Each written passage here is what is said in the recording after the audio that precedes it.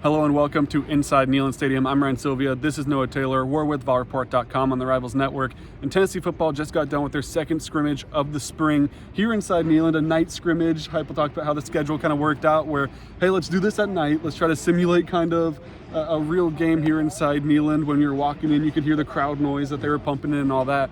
Sounds like it was a successful night. We'll start with you, Noah, on the defensive end of things. What stood out to you from what Hype had to say? Yeah, like you mentioned, second scrimmage, and that's two scrimmages now. I feel like Josh Heupel's been very complimentary of the defensive line, and something you kind of expect. We knew coming into the spring that was a strong suit for this Tennessee defense. It certainly was last year, and now obviously a lot of depth has been built there. There's a lot of experience back, starting with James Pierce off the edge, and then Amari Thomas on the interior, Mar Norman Lott. You kind of name it. A lot of guys are back from last year.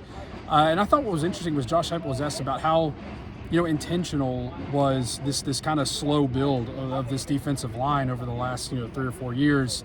And he said, I remember, early on he talked about there being some rough times, rough days ahead for some of those guys who are trying to build that depth there. And now heading into his fourth year at Tennessee and fourth spring practice, it just seems like that they've kind of reached that point where they feel really satisfied with what they have.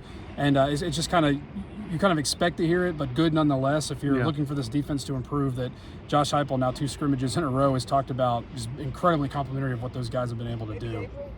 I'll flip it over to the offensive side, looking at quarterback, of course. What everyone wants to know, how did Nico do? Heupel is very complimentary of what Nico did here today.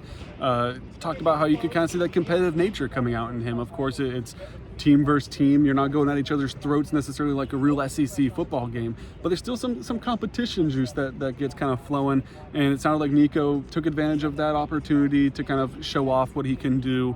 Heupel once again pointed at leadership as he continues to grow in that aspect, but overall seemed happy with what Nico did, and also talked about Jake Merklinger and how you could see a big jump from scrimmage 1 to scrimmage 2.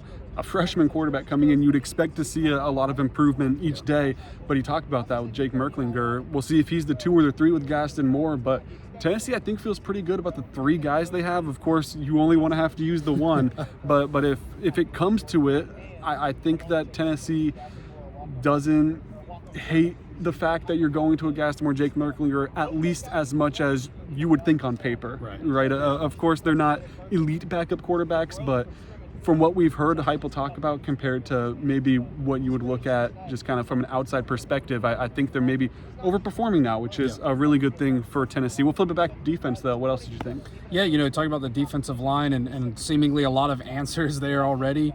Well, the secondary coming into this year, again, it's kind of year 3, year 4 in a row where there's still some questions there, but maybe a higher ceiling, I think, for that secondary. Obviously, it's been kind of a point of concern for Tennessee the last couple of years, but you look at the numbers closely, there's been slow improvements, and Josh Heupel talked about the new guys that they added. Obviously, a lot of we've written a lot about it on the site, a lot of the transfer portal losses, the guys that ran out of eligibility that you got to replace.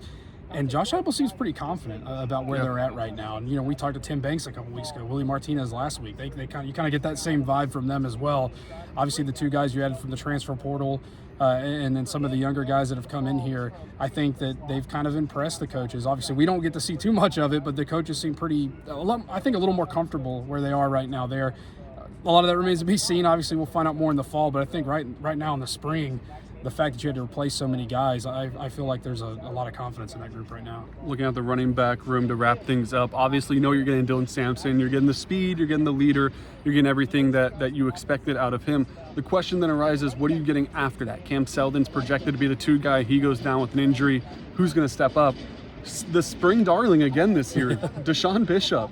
Once again, Heupel brings him up, talking about how he's done so well for Tennessee in these spring games. Last year, had to miss the season due to injury. This year, maybe an opportunity for him. We'll have to see. A local kid out of Carnes.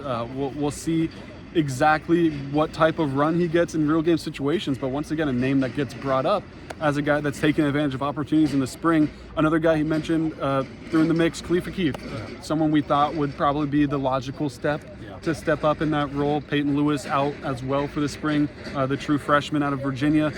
So who's going to step up thought it would be Khalifa Keith. His name gets thrown in there too. So another situation like the quarterbacks where you know what you have up top with Nico and with Dylan.